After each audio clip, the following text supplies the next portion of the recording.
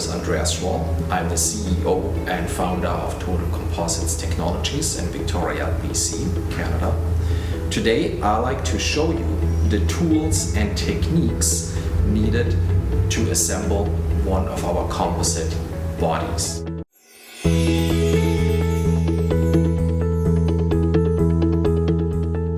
So let's start with the basic display I have in front of me. To get started, really important to have the correct adhesive. Not every adhesive is the same, works with the same material substrates. So we chose a polyurethane one component adhesive made in Germany, made by Kömmerling, called Pulp 225. This adhesive cures over time with moisture in the air and enough surface temperature or surrounding temperature. So as a base temperature setting, you would like to, or you should have at least plus 18 degrees Celsius. And for humidity, you should have at least 55 to 65%. And to achieve that in the wintertime, which is in some regions in North America, it's really difficult to achieve the humidity level. I would recommend to just get a normal room humidifier, let that run in your shop or in the shop space, and that way you always make sure that the polyurethane adhesive can cure fully through. And also I should mention that the adhesive cures 3 millimeters in thickness for each 24-hour time span. So if you have more adhesive, a thicker layer, for example, if you fill some voids or if you put corner caps on, you will need more time for that adhesive to safely cure. So let's start with the tools. It's really basic what you need for the glue prep and for the glue application and the glue removal. First, I would recommend a simple air blower like this one. It's a cheap $100 Ryobi mattress inflator, but puts quite a bit of airflow out. This is really handy to get the first layer of dust off the pultrusions, of the panels, of the pieces you want to adhere together. Really handy and much cheaper than a compressor if you have a really simple shop setup. You can of course also use a compressed air line with your shop compressor, no problem. Then we recommend as a cleaning agent the methyl hydrate. In Canada it's called methyl hydrate, it's a type of alcohol. In the United States it's called denatured alcohol.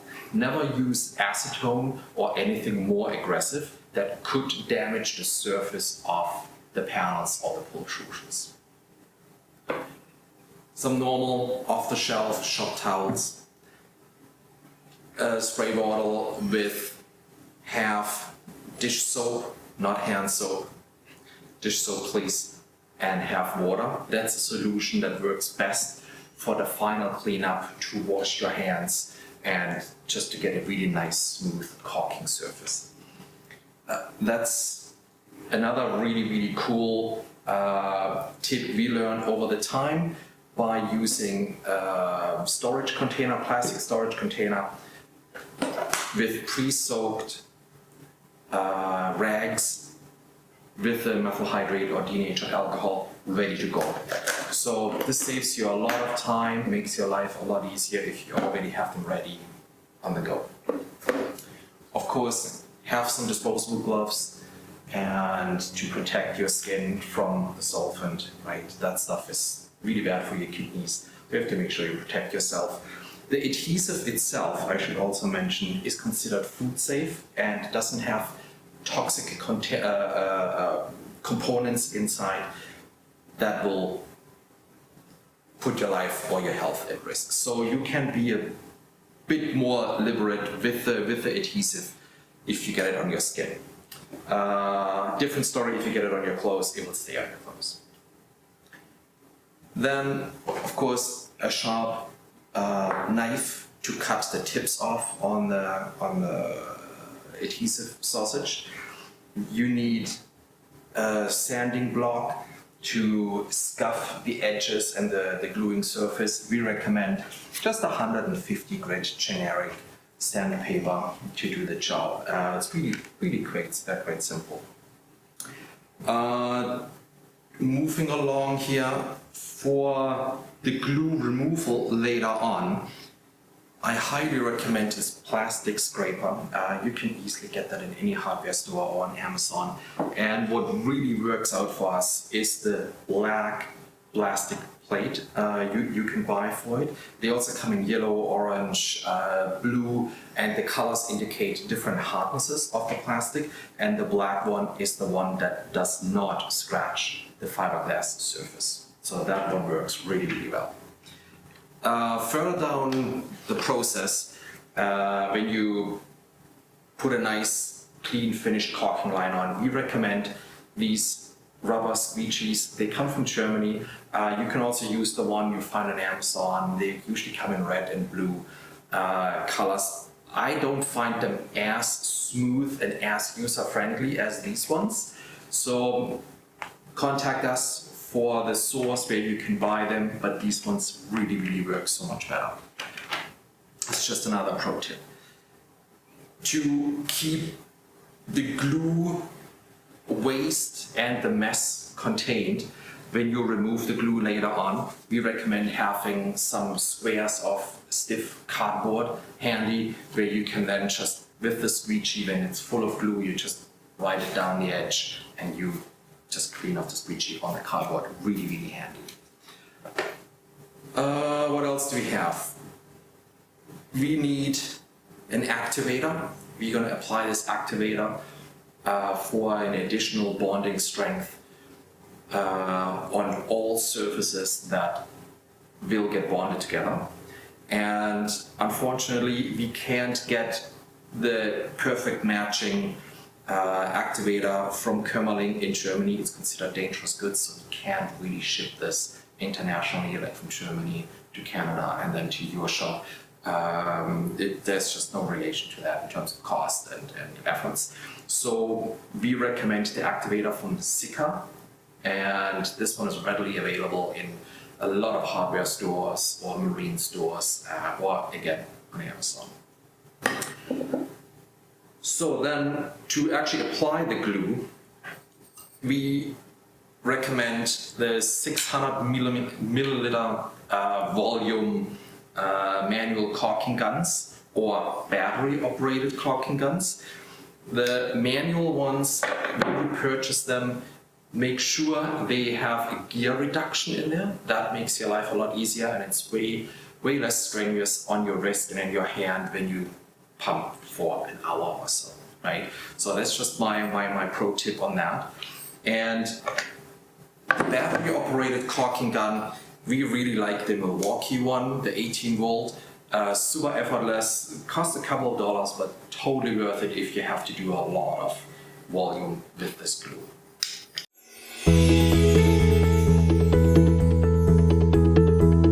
So now we come to the surface prep of the pultrusions.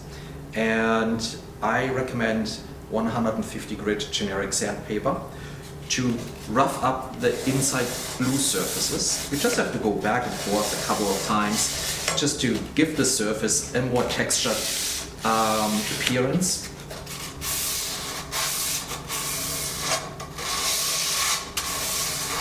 And at the end, what you would like to accomplish, or what you need to accomplish, is the glue channels where you have the main bonding happening in here and in there and in there. This is where you want to sand, and that's the main structural strength the camper is getting from when everything is bonded together.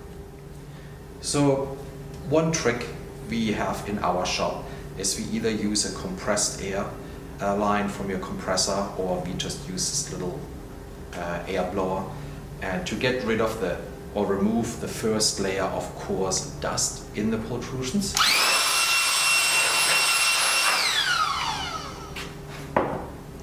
Then we take one of the pre-soaked shop towels with the methyl hydrate alcohol, and it's really important to get the wipe, the clean, correct. For example, if you would just go with a wiping motion like this, like most people do in the first time, you would basically just smear the dust back and forth. You would not do a proper clean job right away. So what I do is I fold the rag over a couple of times and I just go over the full length. Of course, the first time around you will have a lot of dust on you. You use the opposite side and do exactly the same till you have a clean rag. Because the rag is folded over a whole bunch of times, you just fold it over for the next clean surface and do the opposite side.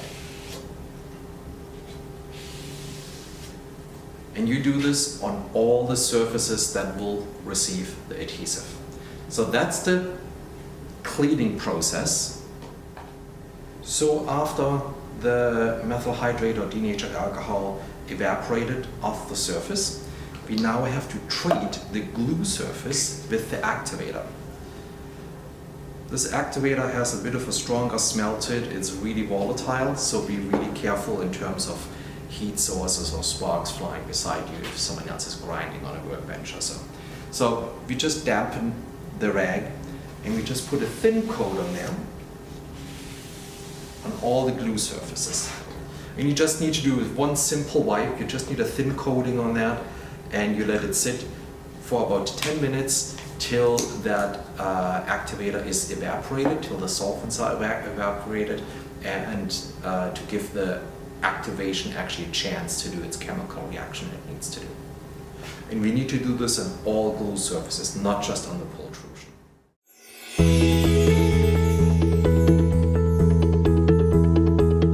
Alright, so now we are moving on to the panel prep. And the same as with the pultrusions or any other glue surface you are working with, you need to scuff the glue surface, and we recommend 150 grit sandpaper. Here in this case, we just glued it with double-sided tape on a piece of fiberglass angle. You can also make yourself a wooden block, but we find it really important that you have something that gives that sanding block a limitation in how far in you can sand your panel, because the last thing you want is slip and scratch the high gloss surface, right? So in any case, here in this one, specific one, you just go along that edge a couple of times to give it a nice scuff. Do the same on the opposite side, so all the glue surfaces need to get this treatment.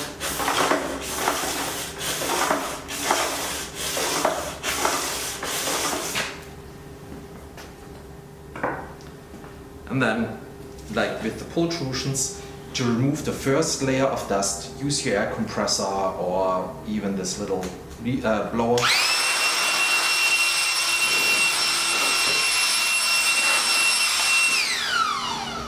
And also really important, when you do this, keep in mind that any cleaned parts you have close to that, where the dust is being blown, will collect another coat of dust. So always be mindful where you blow your dust, where you put your pieces. Like after everything is cleaned, if you put it down on a dusty floor and you have maybe your garage door a little bit open and the wind is howling through, you will get another coat of dust on it and that will compromise your glue joints. Really important. So in any case, we have the dust roughly removed. We grab one of our pre-soaked shop rags with the methyl hydrate or denatured alcohol. We give the surface a wipe.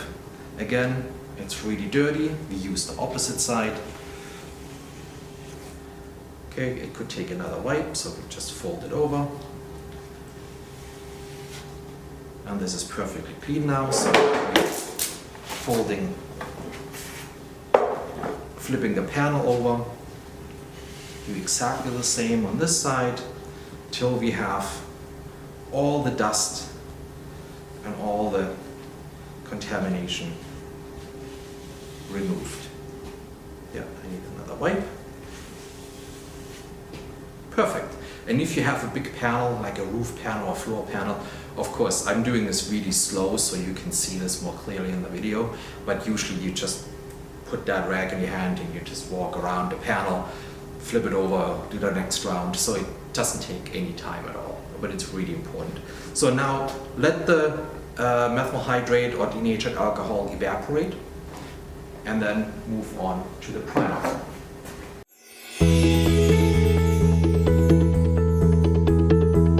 Okay, so the next step after cleaning the surface, we have to apply the activator, the Sika 205, to maximize the bonding strength between the adhesive and the pieces. And like with the pultrusions, we just need a thin coat, just go one way, go the other way, turn way, and let it sit for 10 minutes to give the activator a chance to evaporate the VOCs and also do its job as an activator. Okay, here's another pro tip. When you load your caulking gun with those sausages, I would highly recommend to just pull the front tip, the tip you're gonna cut off, just a little bit further out so it's a bit proud and it's not all the way stuffed in like this. Put it in the tube, in the caulking gun, hold the front tip, and right here, right behind the metal clip that holds the tube tight or closed, right there, write your sharp knife down for the smallest opening possible, because I want to show you a bit closer. This little opening has to fit into this cup. If your cut is bigger and you put this on and you put too much pressure through your caulking gun onto that tip, the adhesive will not go through your nozzle, it will just go back and it will glue your whole caulking gun shut. So that's a really important point if you don't want to go out and purchase a new caulking gun all the time. So with the tip, I usually cut a slight angle on the tip. You will find out over time what's the perfect length and size for you, for your technique, but I just like this size. There's no specific measurement or so for it, so it's basically just trial and error. So you put the caulking gun together, and this specific one, the Milwaukee one, I usually have it running on speed 4, and I find this the most comfortable, most natural glue flow when we apply it in a minute. So we do exactly the same glue application on the opposite side of the panel edge.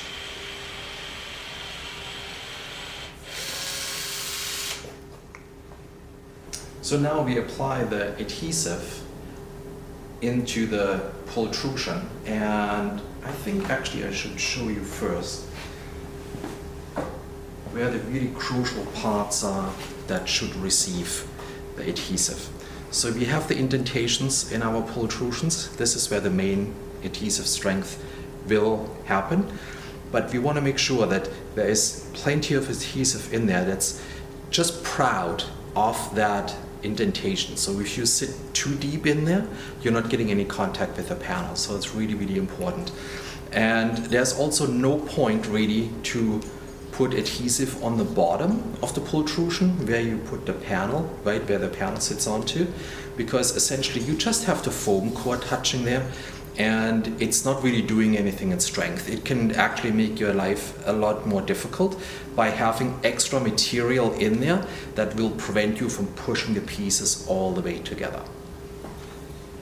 So let's move on to applying adhesive in the pultrusion, and same technique as we did with the panel edge or with all the other adhesive applications. You put the finger behind there to spread it out.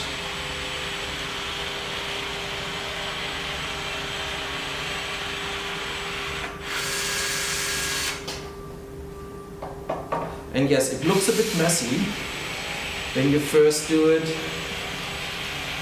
but you're getting better over time, no problem. You will see. It's just a learning process. All right, so now we're at the stage where we can put the pieces together. So we have the adhesive on the panel edge, we have the adhesive in the glue channels, in the pultrusions. And what we are looking for when we push those pieces together is right here where the initial contact happens. When you push it down, you want to see that adhesive rolling up. You want to see that whole adhesive bonding happening over the whole depth of that slot. So, and in this case, because it's a smaller panel, it's a bit more easier going bit easier to put together. I will apply another bead of glue on top of there because I see I have some slide voids there, and I want to have those voids filled before we start with the cleanup.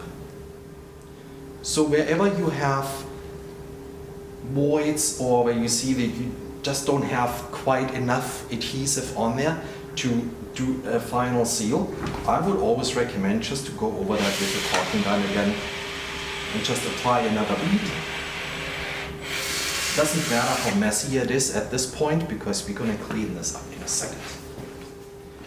So to make this as waterproof and durable as possible, before you hit this with the final cleanup, with the final squeegee, I would always recommend to just, use your finger, push it into that gap to make sure the glue is really into that void. Do this on the inside and on the outside.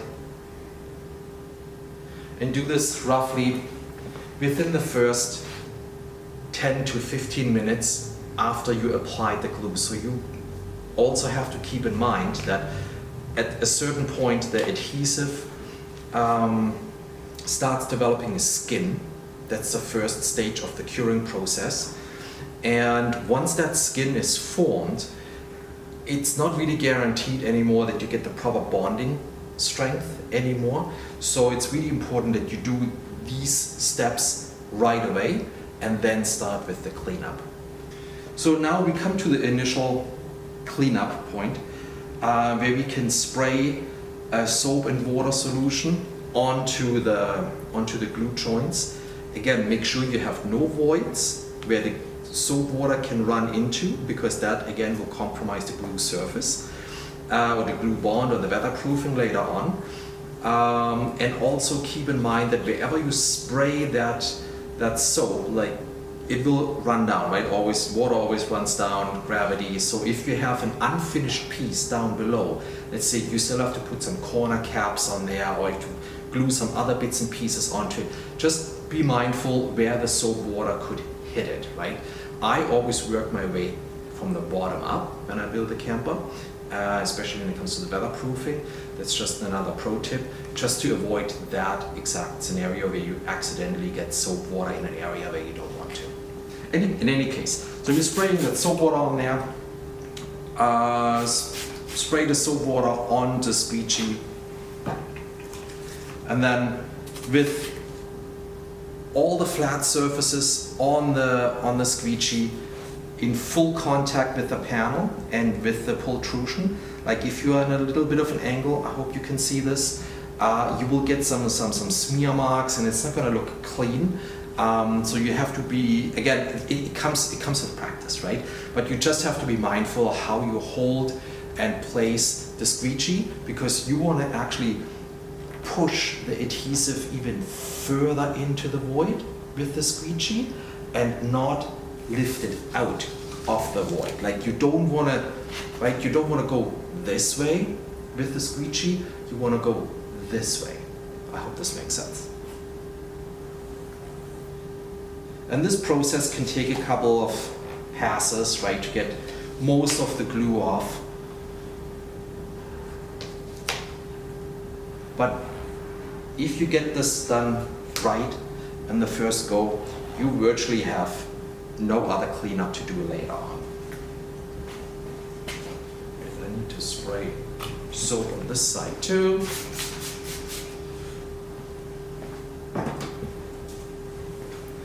And of course, it always helps if you have someone helping you, just because it takes some time to get this all done.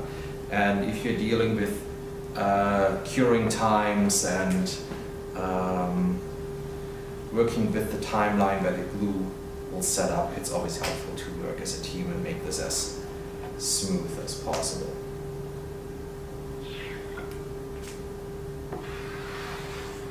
All right, so at the end you end up with a piece of cardboard like this, and you just chuck it out. You don't have to especially treat it or put it anywhere before it cures. Just put it straight in the garbage can.